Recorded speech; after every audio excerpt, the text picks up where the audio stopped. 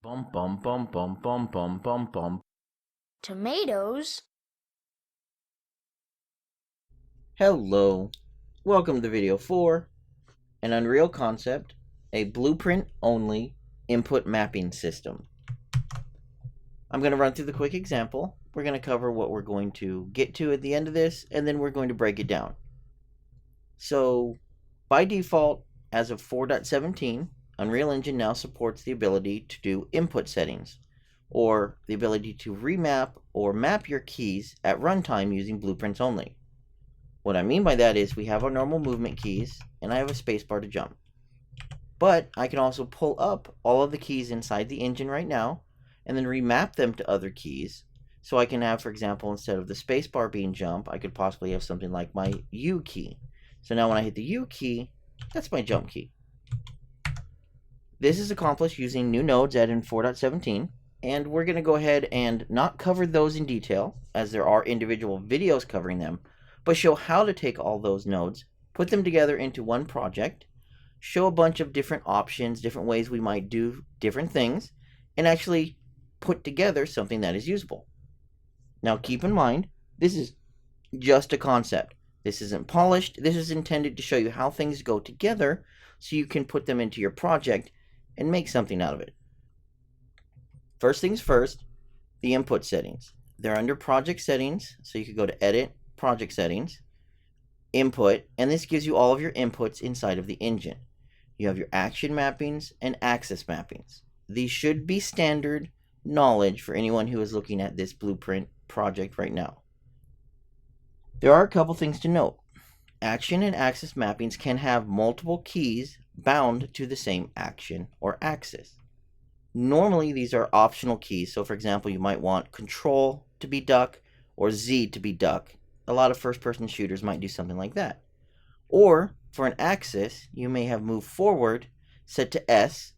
On the negative axis, that would be the opposite value when you push move forward, or in this case, backwards. And then W would be positive or forwards.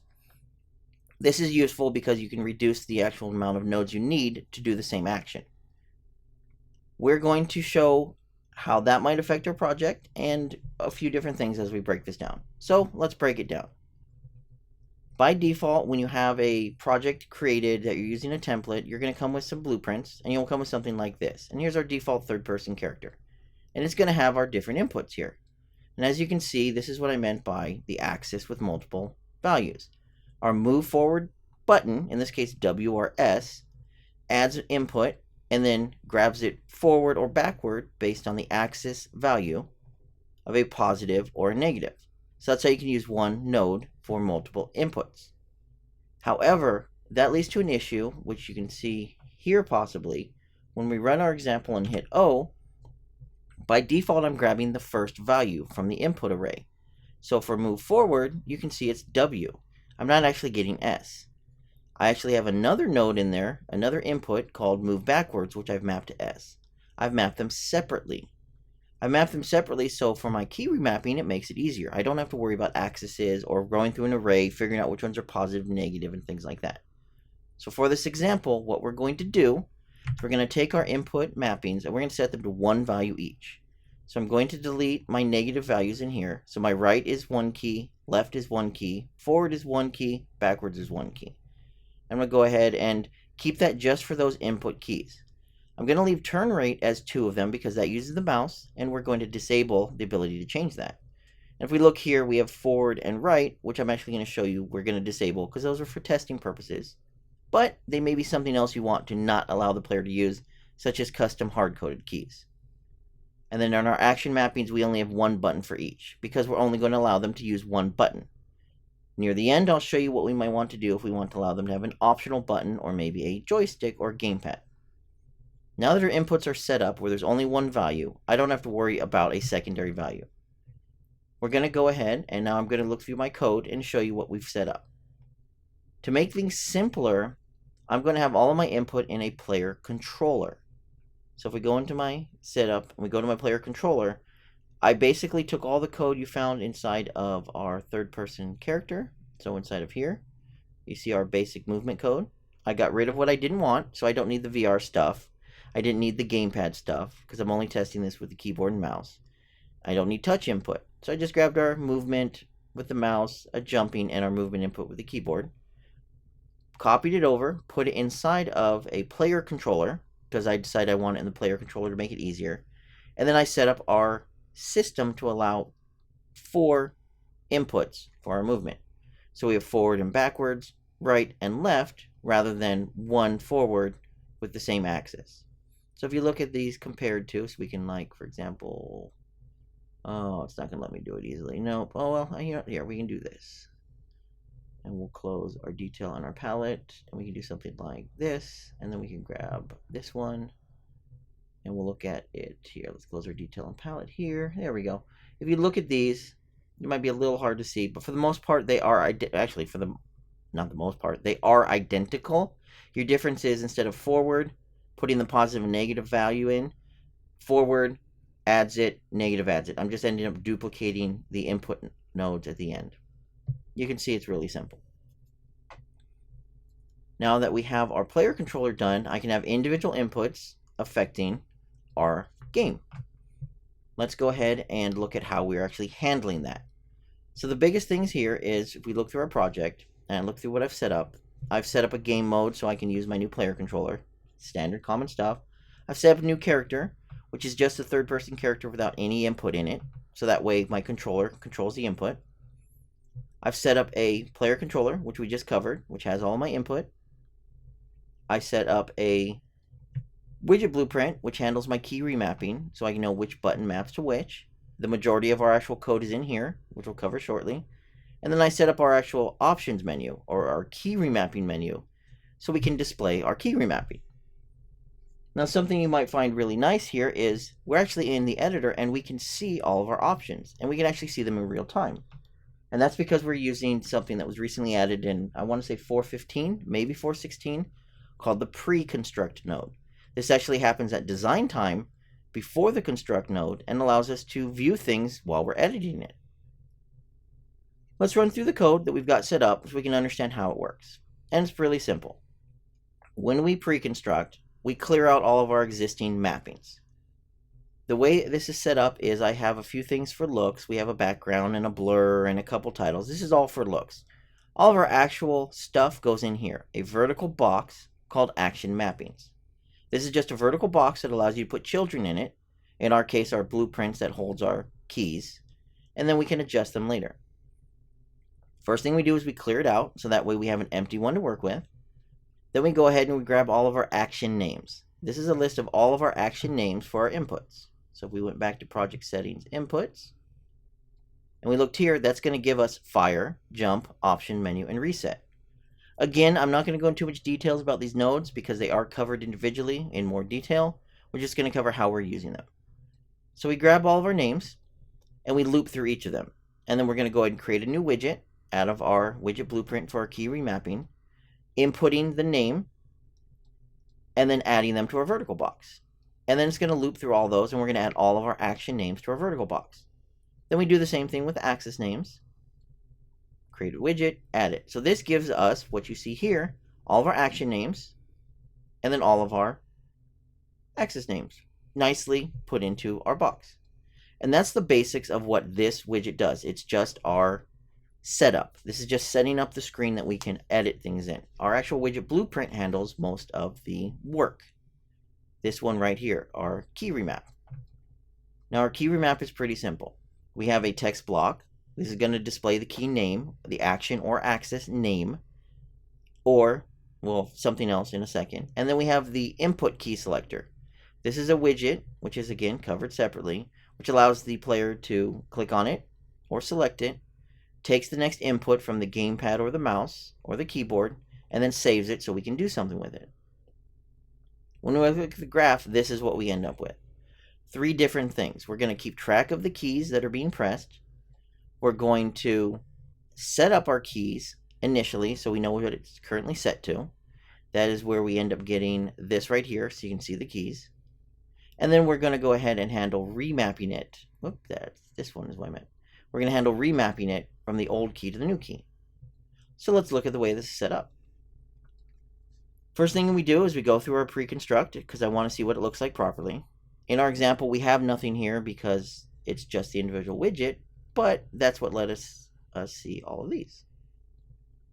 We're going to grab the text block, and I'm going to set up the text block being our name here of the input access or the input access, action or act. Input, the name of the input. We're going to either display the name if I pass the name in, or we're going to display a special value called the display text, which I'll cover shortly. This allows it to either have the default name value of the input, so for example, fire, jump, options menu, or it allows us to have a custom one. We set the text up with that. Then we're going to go through and we're going to grab the mappings by name. We're going to say, okay, for this name, let's grab the mapping for the action. We're going to see if it exists. If it exists, this is an action mapping. If it doesn't, it's an access mapping or it doesn't exist at all. So we're going to go ahead and do that. We're going to grab the first value right here. This is just a simple get node right here that I simply split apart so I can grab the values out of. After we get the values, we're going to go ahead and set the selected key on the input key selector. So that is where we end up getting this value right here. Then we're going to repeat. If it's false, we're going to see if it's an axis mapping. Do the same thing, break it apart, get it, and set it. At this point, it will fail if it's neither an action or an axis. So if for some reason we accidentally pass in an invalid value, rather than it showing up, nothing's going to happen. One thing I did notice is we should probably make sure it's a valid value before we set this, because there's a possibility we pass an invalid on accident and we allow them to map something improperly. But for now, all this does is make sure that our value for the key is set to the existing value. When the player pushes a button, so we are running through here, we bring up the option and we click on here. When it says press any key, that is firing off our key selected changed event. And all we're doing here is saving the last selected key. We want to save the last selected key, so when we remap it, we remove the last one and then save the new one. This event right here, on key selected, is fired when we actually select a key, when we actually choose a new one. Even if it's the existing one, to the engine, we're basically choosing a new key. This fires off. We check to see if it's equal to the last key changed. So if it's the same as the one we selected before, do nothing. We have no reason to do anything. It's the same. If it's not, it is different. We're going to set the last key selected to the selected key. So this is the one we actually selected. Then we're going to go ahead and go through and check and see if the name for this key, this action that this widget is bound to, is an action. If it is, we're going to run off the action stuff. If not, we're going to go down and do the same thing and assume it's an axis and go from there. Unfortunately, as far as I could tell, there was no way to get all of the input names. So for example, input name. I can't seem to find how to get input names. You have to do, if you go for mappings, for example, and you look through here, you have the, let's uncheck context sensitivity. Here we go. You have the action mappings and the axis mappings, but you have no way of actually getting all of the mappings. So you have to do a loop and check and see if it's an action or an axis, unless you want to store that internally. I don't. I figure this is the easier way. We'll just, 2 loops is not a big deal. We're not exactly changing inputs very often. And when we do, it's not a performance issue. So let's say we found an action mapping. Let's say we're remapping the jump key. Okay, easy enough. Call the remove action. Feed in our last key changed. So this is the old key. Tell it what it was, and then we're going to get rid of the last key. So now we're going to have a blank entry there. And then we're going to go and add in the new key. So the one that was just selected. And then we tell it to save it out. That's it. It's really as simple as that. Remove the old one, add the new one, save it out. We do the same thing down here if it's an axis key. So we check to see, hey, is it an axis key? Cool, grab it, remove the last key for this axis mapping, add the new key for the axis mapping, and save it out. And that's it. It looks bigger than it is because we're splitting the structs so we can make sure we pass in everything. We have to do this because the action mapping inputs take in a different structure than the input chords from here. It's just the way it's set up, so we split the old one, feed it in manually. Really simple. That is honestly the majority of our setup. If we were to run this, so let's run this again, and we go in here, like I showed earlier, we can remap our keys. Our jump key is U. I want to change it back to spacebar. Go back to the game, and it's now the spacebar. The difference between what we have now and probably what we want to use is just cleaning it up and making it better. Now when we run our current example, since we're looping through all of our key inputs, we're going to get things we may not want. For example, our turn rate. Well, that is the mouse movement, and we may not want to allow the customer to basically kill their mouse look. Same thing with the options menu. Maybe we want to make the options menu a invalid selection. We don't want them to remap their escape key, for example, or something like that. We also have things like arrow forward. That kind of is a crummy looking name. I'd rather it not look like that. I'd rather it look better. Maybe spaces, maybe it says input key forward. I don't know, whatever I want. So we're going to run through and we're going to go through some different options to clean it up. The nice thing is, since this is set up like this, our little key remapping widget, we don't actually have to change any part of this. We're just going to change what keys we actually want to remap. Now we're going to go back into our options thing and we're going to look through some of the other setup. First thing is filtering out names we don't want. This one's really simple. I have an array of names I created called input names. These are basically going to be only the input names that I care about remapping. Then I made another array of names called input names to ignore. And this is an array of all the input names that I want to ignore. With these two arrays, I can do whatever I want. I can show only the ones I want, and I can hide everything else. And I can do any combination of both. We'll do the simplest one. We'll do the input names to ignore. What we do here is I have a simple branch. The branch is going to run before we actually do anything, before we add our widget. And it's going to go ahead and say, hey, is our name set to ignore in here? If it's not, we're going to go ahead and create our widget. If it is an ignore name, we're going to do nothing. We do the same thing over here. We'll set this up to false. We'll put our input here. I'll move these up a little bit like this. Clean it up a little. Yeah, something like that. We'll run this. And if we did it right, our array should now have removed some of the things we don't care about. Now, it doesn't look like it did, so did someone set this up improperly? It's very simple. Let's see. Input names to ignore. Oh, so, yeah, I didn't actually hook it up. We're comparing the input names to ignore array to nothing. We actually need to pass in the value that we're looking at right now. There we go. So we're going to compare and see if the names to ignore contains the value that we are looking at right now. And if so, do nothing. Do not add a new widget. We'll look at it again. And there we go. Much cleaner. We no longer are remapping things we don't care about. We're only going to remap the things we do care about. Cool. Now, we still have that weirdness where we have things not set up properly. Now, if you're using a different language or even C++ or something like that, you might be able to use registry, regex, or other types of funky code manipulation, manipulate the string, and do a bunch of stuff like that, which is great. But let's say for whatever reason, your input designer has named things really weird, and they're not quite matching what you want, even if you added in spaces automatically. Well, that's what our input names is for.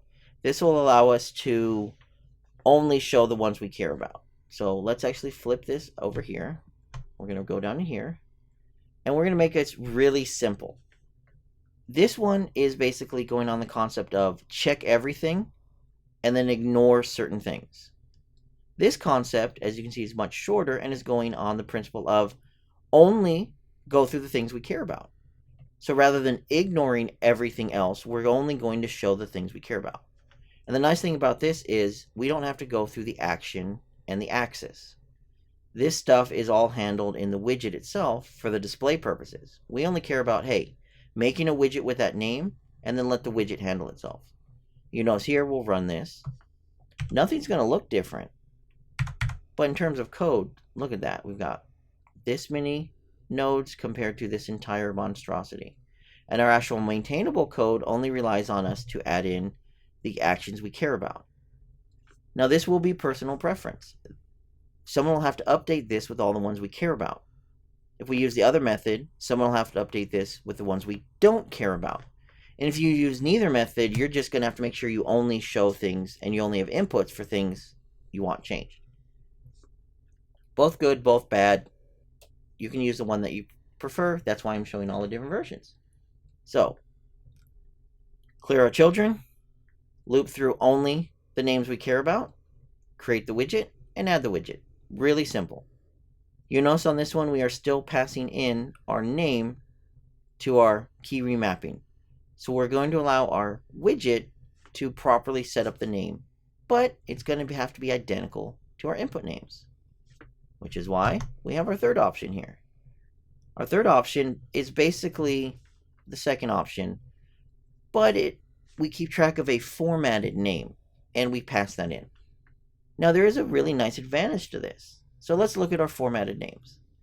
This is a map that maps a name type to a text type. So in this case, fire to fire, move forward to move forward with a space, move backwards. And these can be whatever you want because it's just simply a text value. The advantage to this, not only do we get a nice clean format now, if you've ever worked with localization, you'll notice these are texts and they can be localized. So you can actually easily localize your menu text for your inputs by using this method. So if we had localization set up, these could be in any language I had the localization set up for. Now for this one, the only real difference is we are feeding our name to the name, but we're also feeding in our display text from our secondary text value here. And our display text is on our key remap right here, and it's just simply another value, a variable that I've exposed called display text. And that's where this part's coming in here. If we have a display text, set our name to the display text. If we don't have one, we're not feeding one in, set it to the mapping value. This select node setup here allows us to basically use the same node in two different ways depending on if we actually have a text to show up or not.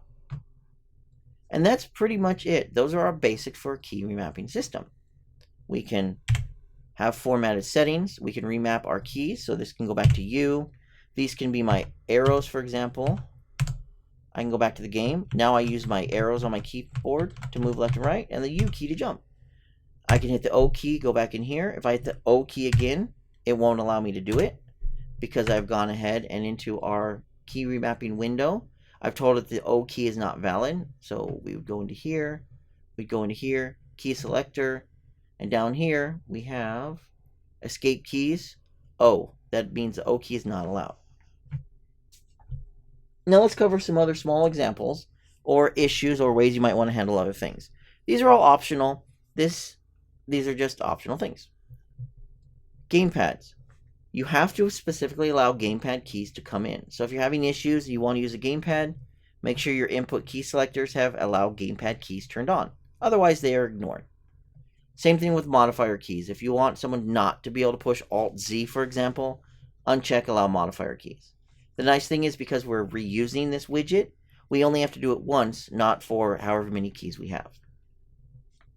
Second of all, if you are using the gamepad, you have the ability to actually see if the key is a gamepad key or not. Maybe, in our example here, we can change this to have another input selector. We're going to allow 2 inputs instead of 1. So we'd have another input key selector, maybe make the second one to only allow gamepad keys. And then when they actually select the keys, so let's find here. Here's the keys right here. Here's the selected key. You have, where's it at? I think it's in here, break input, and then right here is gamepad key, This could allow you to, okay, they pushed a key. What key is it? Is it a gamepad key? And doing it this way, you can allow them to only change gamepad keys to other gamepad keys. You might want to, for example, so let me quickly do this. We're going to make this really generic. Here's another size box. Here's another input key selector. This one we can allow to allow gamepad keys. I'm not going to set up the code, but the way this could work is we'll play, we'll hit O. You'll notice you have 2 sets here. This one could be restricted to only mouse and keyboard. This one could be restricted to only gamepad. And when the player clicks on this one, we'll go through here. So this would be like this input key selector gamepad. This one's got its own events. In here, we have this one, input key selector, so we'll find the gamepad one. We can do on input key selected like this, like we did before. Break that one apart. Is it the gamepad?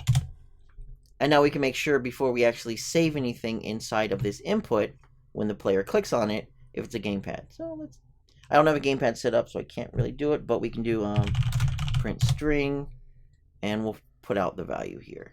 So in theory, if we did this, and we run the option, and when I click here and click like the H key, false, because it's not a gamepad key. So if I was to actually set up a gamepad key, it would allow me to do that.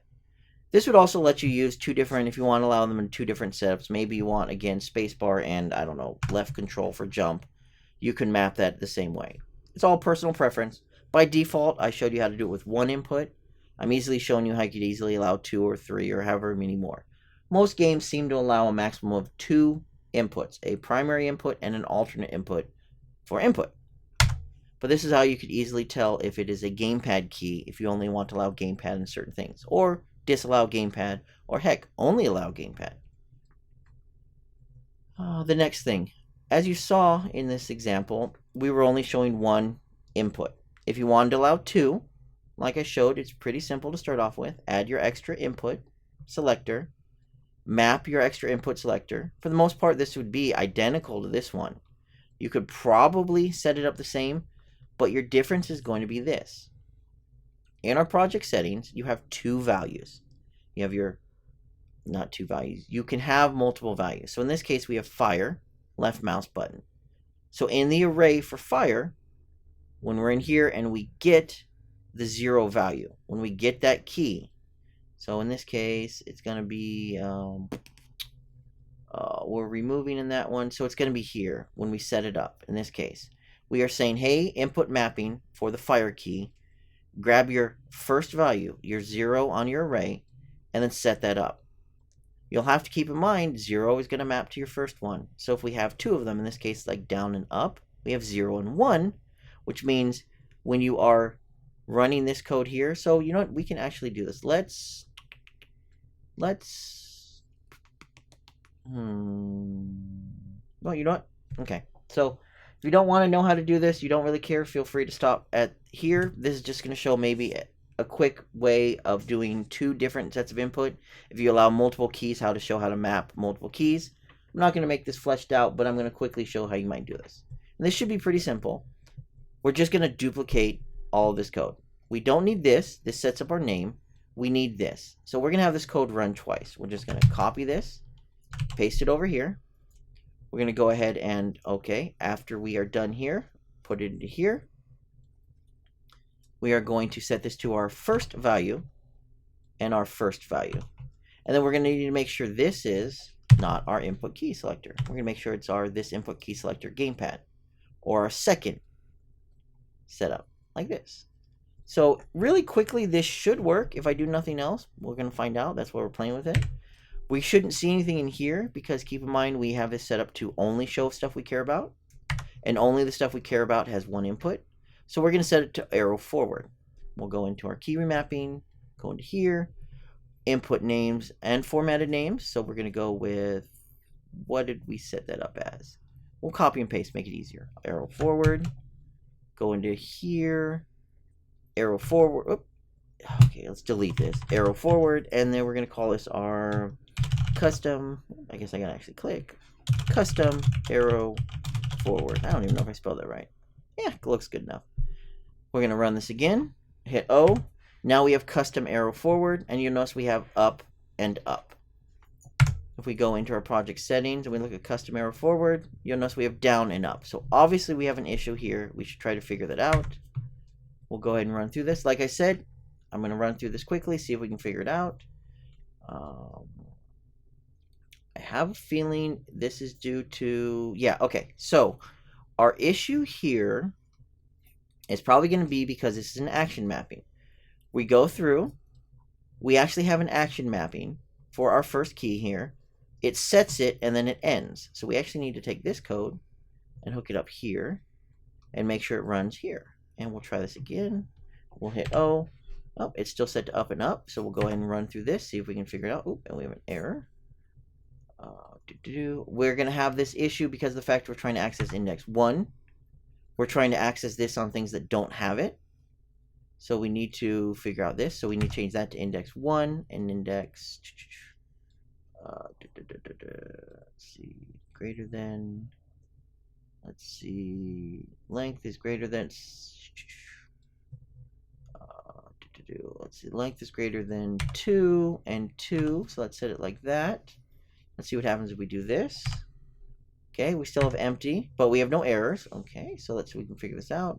We are grabbing the mapping from 1, and we're grabbing it not from 1 there. So we'll try that. We'll hit play, and nope, still not good. Someone is definitely making a mistake here. So let's figure this out. So the nice thing is debug. We will stop right here. We'll run our debug. Let's make this really simple for debugging purposes. We're going to get rid of all of our stuff except for that one input, which is called arrow forward. So we'll go ahead and go into here. We'll set to arrow forward, move arrow forward. We'll go ahead and run this again. It should stop when this comes up. We'll go ahead and run through here. Okay, so action mapping, length greater than 0, false. This is correct because we have an axis mapping. We'll step into the next one. Axis mapping, length greater than 0, true, because we're doing an axis. We're going to go ahead and set the selected key equal to the 0 value. So we'll step into this. Our target is going to be our first input key. Our input key selector is going to be a structure, which we get from here, which should be equal to the down key with a scale of 1. That's what this is saying right here. That's what it should be. So we'll go ahead and step into this. This is going to change. This is why we have that set up. We'll go and run through, and did this one not fire off again? Well, let's find out. So F9. We know the first one's being set up. We'll go back to our game. This is where the fun part comes in when you debug stuff when you don't know what you're doing. Back to game, pull it back up. We'll go ahead and check. Here's our second branch. This one is checking to see if our length is greater than 2. Greater than 2. It's still supposed to be greater than 1. Okay, so we know that one's failing because that one should be 1. We'll run this again. Pull the option. Go back into here. Okay, is it greater than 1? It's false. Okay, so let's look at this. Here's our out mappings. These are action, so that is correct because we're doing a axis. So we'll do it back here. We'll go in step. We'll check here. Here's our out mapping. This one is key down. Is it greater than 1? True. Okay, so this one should work. Let's see what happens. There we go. Now we have move arrow forward, up, and down. Keep in mind, this is not the proper way of using this because this is an axis. So if you do axis like this with multiple inputs, you're kind of going to have an issue because my scales aren't set up properly. This is just a weird, quick example to show you how to do the same key twice. We'll do an action mapping. We'll let jump actually. Here's jump, and we'll let jump be none. Okay. We'll go and run this. Let's unbreak our break. We need to go back into our key remapping window. Let's go and set this to jump. Again, we're doing this just for example purposes. And jump key. We'll call it jump key. So you can see it set up. We'll hit O. Now you have the jump key set to empty and spacebar. We'll change empty to I. Go back to the game. Spacebar jumps. I key does not because I haven't mapped it. But if we look in here, we have our second setup, and it will map to whatever we want. So I could go in here and say I, or you know what? Let's do insert, so we know it's working. We'll hit play. We'll hit options, and you can see insert and spacebar. So this is how like I was saying, a quick, easy way of setting up two different ones. You're basically duplicating our existing code, checking to see if your second value is in there. We have something greater than 1, grabbing that second value, greater than 1, and grabbing that second value. And remember, in an array, 1 is the second value, 0 is the first value. You'd still have to hook up all this code. You'd have to make sure that your key that you pushed is saved properly. Everything we're doing is for our input key for the first input chord, so we'd have to make sure it's set up for the second input chord. I guess technically we could do this quickly right here, maybe. I don't know. Let's see. This is our... See, and yeah, last key change. So I guess we could do this. Let's see. What happens if we do this? Can we really quickly set this up? Like I was saying earlier, if you're still watching, hopefully it's only because you're interested in doing this. I haven't tested this before. We're doing this on the fly. This takes the select one. Let's rename this to selector 2, just so it's easier. Let's input. Let's see. Gamepad, selector. Oh, we'll call it alt. Selector alt. There we go. That makes me feel better. It's not the gamepad anymore. It's the alt one. And let's see what happens. So, insert key jumps. Spacebar jumps. Go to our options. Change this to the I key. And the I key now jumps. We'll go to the options, and now you can see spacebar and I. One of the things you'll have to keep in mind if you do it like this is why I opted to do one button. The input settings like to rearrange themselves. If you notice here, it's I and spacebar. When we, let's say we delete these. Whoops, can I undo that? I can, thankfully. Okay, I meant to delete these. Went too many times, there we go. So let's say we added our second one. When this was the insert key, we have it in the order of spacebar at 0 and insert at 1. If we're to run our example, you'll see insert is 0 and spacebar is 1. If we change this, so now we have I and spacebar, and go back to the game, quit out and come back in, whoops, you'll notice it is changed. Spacebar and I. The reason that happens is, if we were to look at this while it was executing the code, when we removed the key, it removes it from the list. Because keep in mind, we are removing the key, the existing mapping. And then we're adding in the new mapping, which will go on the end of it.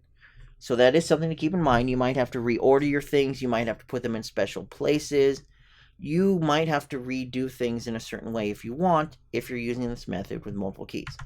Again, thank you for watching. This was just a concept. I just wanted to cover how we could do all this stuff in blueprints only. I know the last bit of this video went really long, but hopefully there's enough information here for people who want to recreate this. They can understand the small intricacies, what they may need to do in order to replicate it, maybe if they wanted an alternate options, and they'll be able to do this easily. As the last thing here, I'm going to cover all the code slowly so you can see the code that I'm actually using. In addition, like before, all this code is available on the GitHub repo in the link below. So let's look at the important things right now. We'll look at our options menu. The options menu is really simple. If we're using the traditional stuff, we're adding things to our children.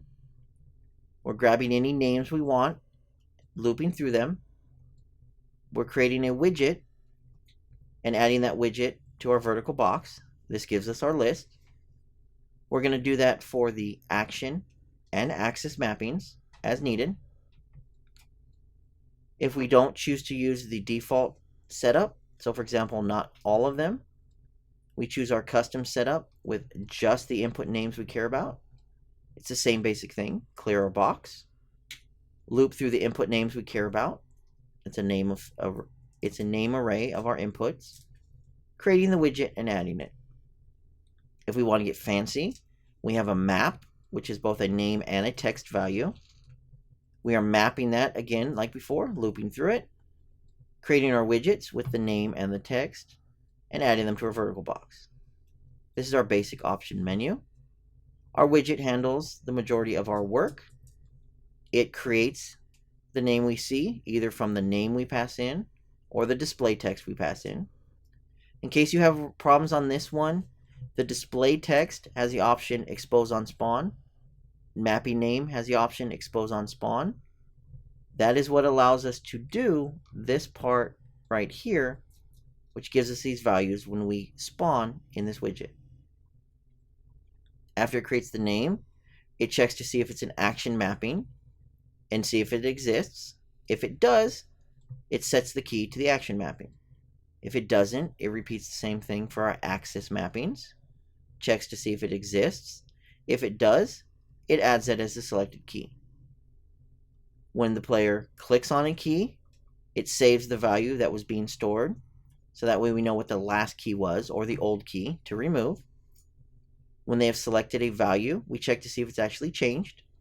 If it has, we set that as our last key selected, or our current value, our new key. Check to see if it's an action mapping. If it is, remove the old one, add the new one, save. If it's not an action, we check to see if it's a axis, remove the old one, add the new one, and save. And that's it.